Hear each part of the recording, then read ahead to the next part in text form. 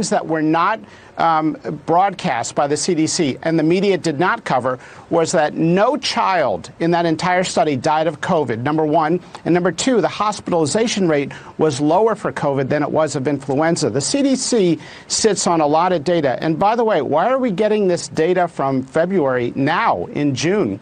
Again, with the heart swelling complications of over 300 kids. They had that data now for 3 weeks. They announced it last Wednesday. They're having their emergency meeting about a week and a half later.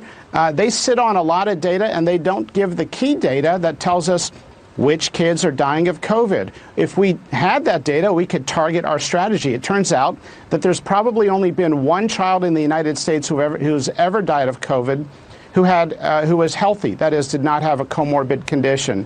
And we got data on Friday on suicide rates of 50% earlier this year in February among teenage girls. We know why. We know why. Why are we getting February data now when it's not actionable? We should have got it in February. And we know why they're doing this. They're doing this because they want to push parents into vaccinating their children. That is their position. But instead of giving us the advice and the facts, they create this story of a troubling rise in teenage hospitalizations in order to push their agenda of get your kids vaccinated. Like I said, they don't trust us with the truth. It's no wonder people are so suspicious.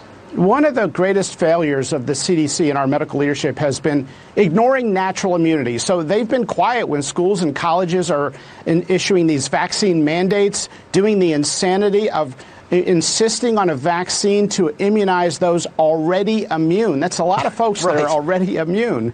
And we see it with this kind of fanaticism. Now, look, I support vaccines, but this, the way the CDC has been silent on these mandates when they're not scientific, the data has accrued, even from the Cleveland Clinic this week, you don't add any benefit by vaccinating anyone. At least there's no data to support it. And again, with the variant fear, we're seeing another set of talking points on variant fear. And instead, how about just give us the data of everyone who's sequenced with the Delta variant? We need to also make sure that doctors know how to treat measles and how to treat the associated diseases, the pulmonary disease that often come with them, and bacteriological. And we can't rely simply on the vaccine. We also have to know how to treat measles. Children shouldn't die of measles. When I was a kid, before the measles vaccine was introduced, there was 500,000 people who got measles, as many as 2 million a year. And nobody got in the newspapers for that. But the death rate was about 400 people a year, mainly children who were malnourished. Children, so it's a infection fatality rate of 1 in 1,200 to 1 in 10,000.